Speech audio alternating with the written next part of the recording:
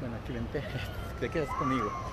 ¿Cómo están mis amigos del programa Arquitectura con Arquitectos? Y bueno, les damos la bienvenida a esta nueva experiencia que vamos a hacer nosotros en hacer unas transmisiones en vivo para todos ustedes sobre temáticas que van a ser de su interés, temáticas que a veces de cierta manera pueden ser polémicas en el momento, donde también hasta usted pueda aprender y todos los que nos siguen, los profesionales y nuestros seguidores del programa, podamos aprender y conocer un poco más. Y lo vamos a hacer así tan fresco en estas transmisiones y teniendo invitados especiales acá en nuestro programa.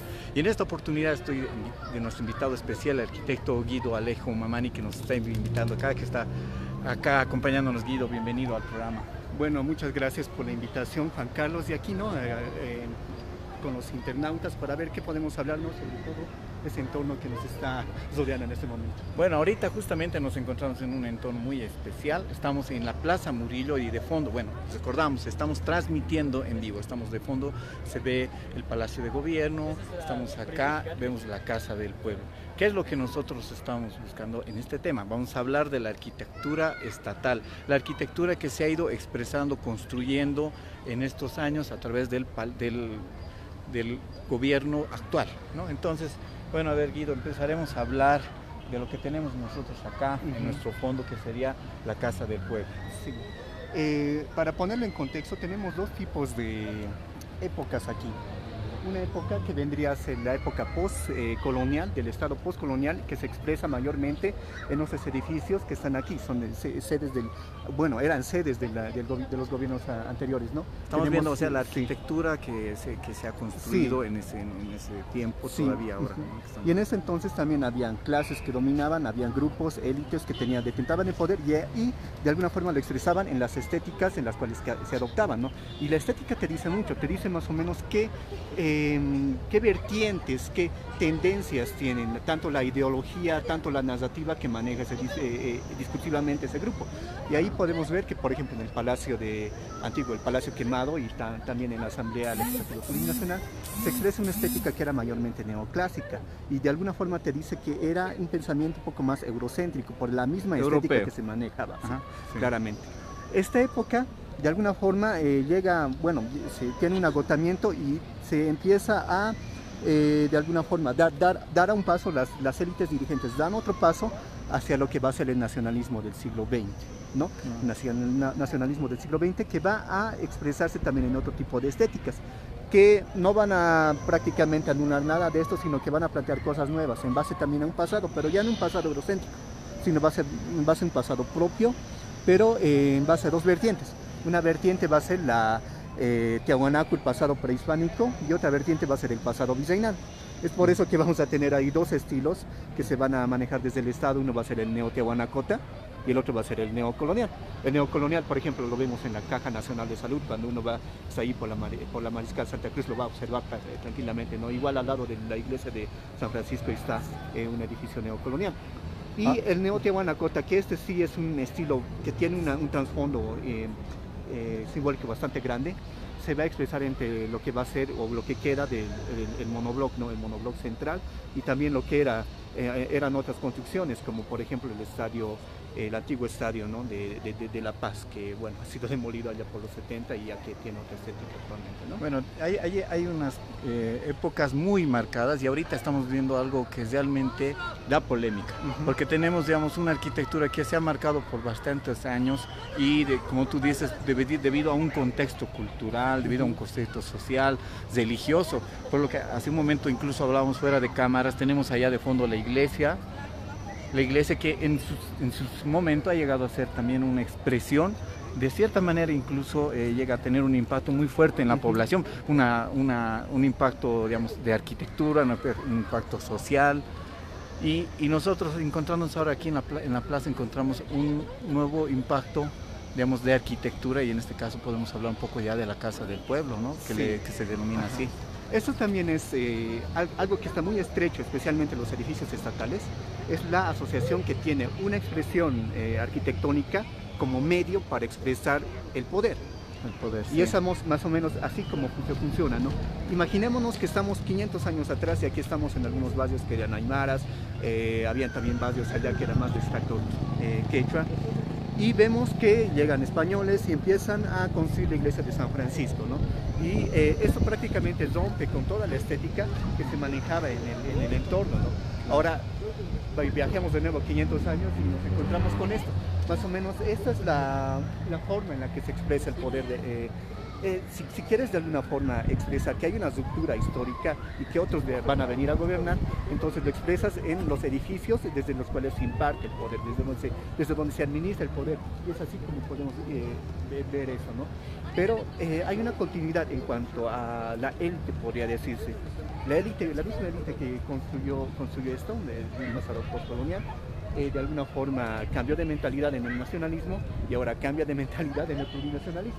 Es por eso que van a manejar ciertas claves estéticas, cierta ideología que va a ser de alguna forma continuista. Y aquí, ya a modo de adentrarnos más en el análisis morfológico de este edificio, podemos, por ejemplo, observar que de alguna forma no mantiene en cuenta, no hay una coherencia entre lo que se dice y entre lo que se hace. ¿Y qué es lo que se dice, no? Ahora supuestamente estamos en otra etapa histórica de nuestro país, en el cual se puede denotar que en el discurso actual del gobierno, especialmente central, porque prácticamente todo este proceso está siendo llevado por un gobierno, hay una supuesta ruptura entre el pasado del Estado-Nación, del Estado Nacional, y que ahora se contempla en un Estado plurinacional. ¿Y cómo se expresa el Estado plurinacional? Se expresa mayormente en los valores que se da en la Constitución Política del Estado. ¿Y qué dice? Que ahora se va a tomar en cuenta toda la sabiduría ancestral, los saberes de los pueblos indígenas, entre comillas, se va a tomar en cuenta todo lo que va a ser esa herencia cultural, ¿no? Y así como en el pasado del nacionalismo se ha hecho del mestizo el sujeto histórico de la nación o del proyecto de nación, aquí en el Estado plurinacional se hace la recreación y se pone al sujeto indígena, como el sujeto histórico, ¿no? El indígena, el sujeto histórico del Estado plurinacional. Pero ¿de qué forma lo indígena se expresa en esas construcciones? Es lo que estamos buscando, porque sí, lo que queremos saber es si estamos hablando de nuestra Casa del Pueblo, nuestro Estado plurinacional, el discurso dentro de toda esa política que se trata de expresar, cómo se está mostrando acá, ¿no? Sí, no es algo que lo decimos nosotros, sino es algo que se remarca una y otra vez entre los grupos gobernantes que de alguna manera intentan legitimarse con esos símbolos, ¿no? No es lo que decimos nosotros, sino es lo que dicen ellos. Y que dicen ellos que esto es parte de una estética plurinacional, que aquí se van a demostrar los valores, se va a demostrar la cultura de los pueblos originarios, y más o menos por ahí va el discurso. Pero ¿cómo podemos observar esto? Cuando vemos la Casa Grande del Pueblo, y bien lo decía Juan Carlos Calderón, destacado arquitecto que ya nos dejó hace poco, un maestro, está de alguna manera repitiendo lo que es morfológicamente lo que vendría a ser el rascacielos.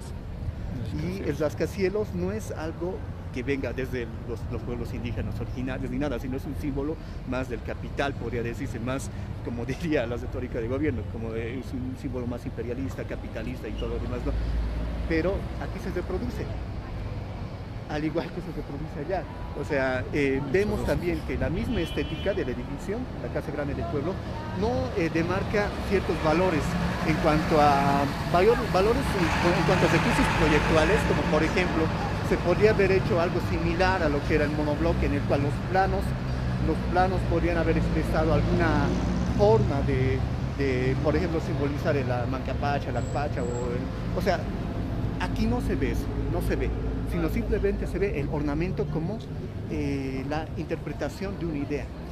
Y no es tanto así, cuando el espacio te puede interpretar una idea.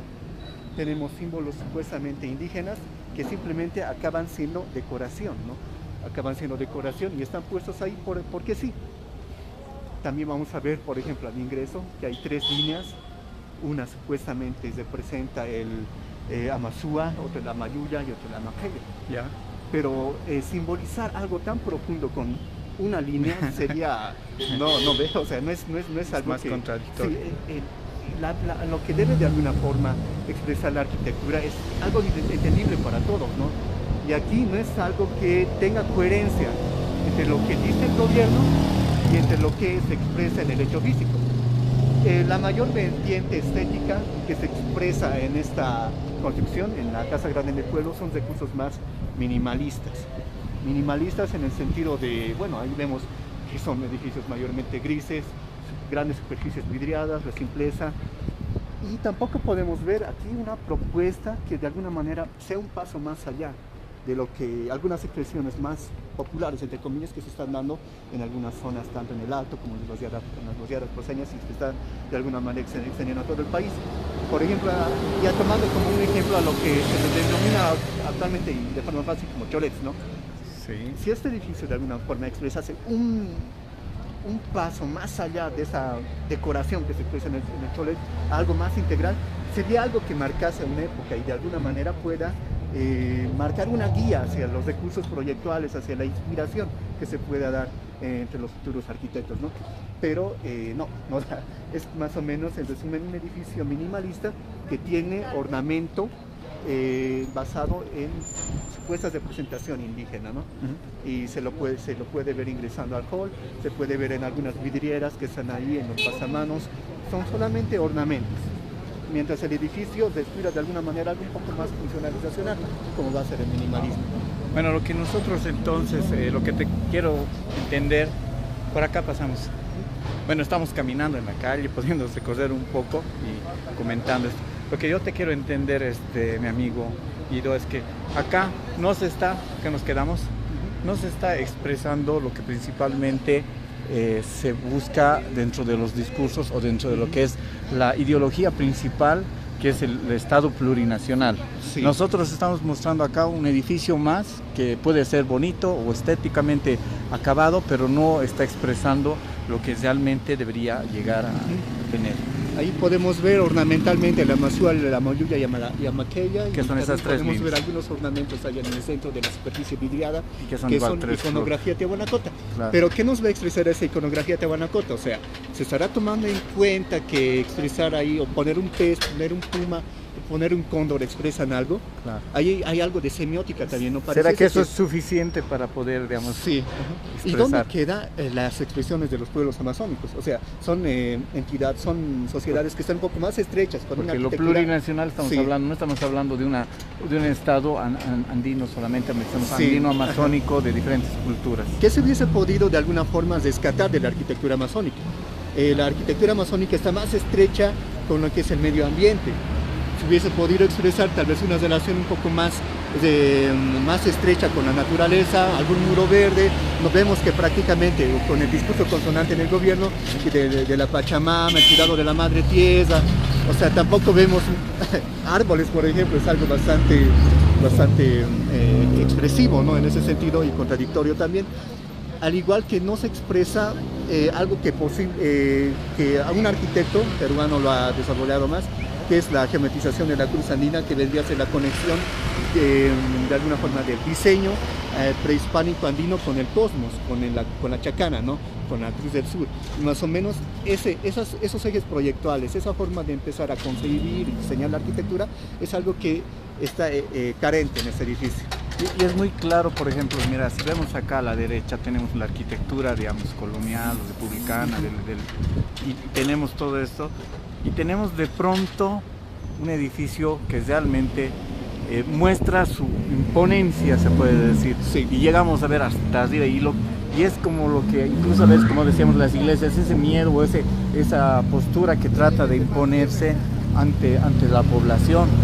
Entonces, rompiendo, digamos, muchas veces tantos ejes patrimoniales, tantos ejes culturales. Creo que es algo muy notorio dentro de lo que es la cultura, bueno, dentro de este movimiento del Estado actual, ¿no? De hecho, el objetivo del edificio no es un objetivo netamente de expresar los valores que indica la plurinacional, la plurinacionalidad, sino tiene un objetivo más simbólico netamente, de imponer. ¿Qué es el poder? El poder más o menos es expresado Foucaultianamente, es la capacidad de alguien de imponer su voluntad frente a otro, ¿no? Y aquí de alguna manera se ha impuesto la voluntad. Si no impones, entonces no hay poder. Es la lógica en la cual se está Y es manejando. para mí también, de cierta manera, como tú dices, una manera de imponer, porque si tú recuerdas en donde está este edificio, antes había un edificio patrimonial con pinturas realmente de gran valor, y el mismo edificio era de un patrimonio B, o sea, absoluto, que no se Sí. podía tocar, pero obviamente por una ley ya se ha podido construir acá, en medio de nuestro centro histórico, se puede llegar a construir este espacio, Sí. ¿no? Solo para poner un ejemplo,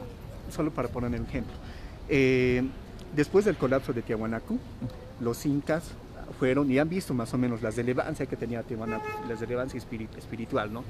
¿Y qué han hecho? Ellos han construido han hecho algunas construcciones en Tiahuanaco, pero no han demolido todo Tiahuanaco para construir y poner ahí algún altar ceremonial ni nada, sino han integrado sus propias construcciones. Por ejemplo, en Acapana se ve que habían habido algunas construcciones incaicas y no han hecho eso, ¿no? Y de alguna manera te empieza a mostrar esa ruptura que hay entre la interpretación que tenían nuestros antiguos pueblos prehispánicos con la interpretación que tiene el actual grupo social dirigente que hace uso de estos elementos, de estos símbolos. Al igual, otro elemento importante es que de alguna manera se empieza a manejar la idea de que es un edificio moderno y que es una muestra de la modernidad de alguna forma que está instituyéndose en Bolivia. Hay una forma de modernidad que se empieza a hacer, que no es una modernidad verdadera, sino es una modernidad aparente. ¿Por qué? Porque con las distintas obras que se viene haciendo desde el gobierno central, se quiere mostrar que estamos avanzando, entre comillas, imponiéndonos el cemento, el vidrio y el fierro, ¿no? Y la tecnología, ¿no? Porque no solo es acá, en estas dos obras es algo muy céntrico donde podemos ver esta expresión, pero hablábamos hace rato que hay colegios que ya tienen colores identificados, tecnología de aluminio compuesto, museos, realmente hay una, no sé, tratar de mostrar que el poder, la tecnología, una arquitectura tal vez a un capricho especial, porque en realidad no llegamos a mostrar lo que realmente debería mostrarse en un cambio, que decimos un proceso de cambio donde tenemos que mostrar una ideología estéticamente, no solo digamos, dentro de lo formal, como tú dices, sino también funcional, que también se llega a mostrar en la cultura misma tihuanacota. Digamos, podemos ir a visitar al templete subterráneo, ver toda la parte de la arquitectura que responde a una forma, pero también una función. Sí. Pero esa función se debería expresar también en estos hechos arquitectónicos que en realidad ahora se ven bastantes de acá. Sí, ¿no? Algo que es, bueno, algo digno de rescatar es que, por ejemplo, un arquitecto, que era Emilio Villanueva, ha sabido entender la necesidad de crear algo propio, ¿no? Y es uno de los exponentes más grandes del nacionalismo boliviano. ¿Qué hizo Villanueva? Por ejemplo, Guarizata ha diseñado un pabellón de la normal de Guarizata, que lo ha construido ahí con los comunarios aymaras, y este pabellón expresaba la iconografía tiahuanaco, ¿no? O sea, era un edificio, una institución educativa que tenía una estética más apropiada para los valores culturales de la población que ahí se encontraba. Ahora vemos en la ciudad del Alto una población netamente, de alguna forma, de extracto aymara, pero ves edificios minimalistas, pero es un minimalismo azul, podría decirse. O sea, esto expresado en los colegios que se van construyendo. No hay una propuesta estética plurinacional misma, simplemente es la adaptación de un estilo que se lo interpreta como si fuese lo moderno, y eso se le pone toques que le dan más referencias al partido político actual, ¿no? Mira, escucha, acá tenemos una persona que nos está escribiendo y dice, ¿cuál es su opinión? Nos escribe Luchín Apaz, ¿cuál es su opinión de la iluminación del edificio? ¿Será que la iluminación refleja ser un edificio de poder? Somos arquitectos los que debemos hacer la propuesta de iluminación para ver, digamos, estos detalles. ¿Sí? De hecho, ahí hay una particularidad bastante marcada. O sea, ahí se está porque apostando... es otro efecto, ¿no? De noche, sí, ¿no? En la iluminación se está apostando a un elemento más coyuntural que estructural. En la iluminación, por ejemplo, no se recrea, por ejemplo, las constelaciones del cielo, sino se recrean hojas de coca, y la hoja de coca está más ligada a un personaje bueno, ya al presidente, no está más relacionada al presidente, que al mismo ideario de Estado plurinacional. Así es que se mezcla algo estructural con algo coyuntural. Y bueno, es algo bastante llamativo en ese sentido. Por ende, se puede decir que hasta cierto punto es un edificio bastante asociado a una persona, no asociado a una etapa de país, ¿no? Claro, en realidad siempre hemos ido respondiendo, Ujú. como decíamos, la arquitectura va respondiendo al tema cultural, social, y en realidad debería expresar y llegar a mostrarse eso, ¿no? Y en este caso, bueno, tal vez la arquitectura, sí estamos en una buena época tal vez económica, o estamos Sí. administrando, o tenemos muchos recursos o muchos préstamos, pero hay un movimiento económico muy fuerte en el cual podemos llegar a tener, incluso realmente la arquitectura se está desarrollando bastante en el tema tecnológico, teleféricos, tenemos Casa de Grande del Pueblo. Eh, Solamente, digamos, también preguntándote, ¿tú sabes cuánto se ha invertido en este de Casa del Pueblo? Son como aproximadamente más de 30 millones de dólares, Sí, algo así, ¿no? yo sabía que estamos entre 30 y 40 millones de dólares. Sí. Los metros cuadrados están superándose en 2.000, 3.000 dólares el Sí. metro cuadrado. Ujú. Entonces yo digo, ¿dónde está la respuesta? Bueno, desde mi opinión personal Ajá. también, ¿no? Digo, es una casa del pueblo. Entonces la respuesta económica está ajuste al pueblo, se está ajustando a la economía del pueblo. Estamos tratando más de mostrar un poder económico, un poder tecnológico, mostrar varios de estos factores, ¿no? Entonces realmente uno se queda Sí. pensando que la respuesta arquitectónica no está siendo, como tú dices, una respuesta adecuada a lo que realmente quieren mostrar, porque el cambio que hemos tenido en nuestro nuevo estado, estamos hablando de un estado plurinacional, como se Sí. dice. Y lo plurinacional, si es esta la casa que es el Palacio de Gobierno, la Casa del Pueblo, debe demostrar dentro de su interior, en el interior, porque muchas personas han debido visitar el Sí. interior, como tú decías, y si realmente podemos ver los iconos, podemos sentir y expresar toda la plurinacional de nuestro país, entonces creo que sí estamos alcanzando de cierta manera que estos hechos arquitectónicos, que no es para un año, sino son para la de por vida. ¿No? Por eso es que, como tú decías, la Casa Blanca, hechos arquitectónicos de varios países llegan a ser un ícono importante que va a ser lo que les va a identificar y va a dar una gran identidad. Y un palacio de gobierno no es de un solo estado, porque digamos nuestro presidente va a estar unos años y podría estar otra persona, pero la expresión que se tendría que dar, la finalidad, no solo de la Casa del Pueblo, no solo del Palacio de Gobierno, no solo de un colegio ni cualquier otra obra que ejecute el gobierno, sino que siempre se vaya mostrando lo que quiere, ¿no? Sí. Hay dos elementos que se pueden mencionar respecto al aspecto económico de la Casa Grande del Pueblo. Uno, bueno, es algo que de alguna manera sirve como justificativo para el planteamiento de esta obra, ¿no? Que es el excesivo gasto que hace el erario nacional, el alquilar otros tipos de edificios para la administración pública. Hasta cierto punto eso sí podría ser un justificativo, pero también hay algo contradictorio, y esto más con el discurso. El discurso de la madre tierra, el discurso más de la sostenibilidad, el discurso más de estar en armonía, ¿no?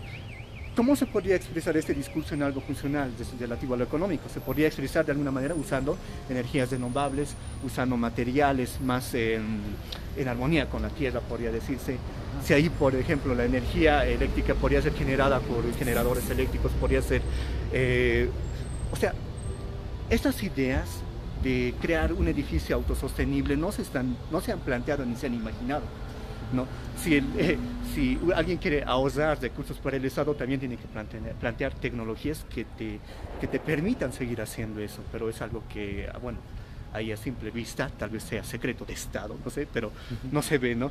Y ahí está la otra contradicción.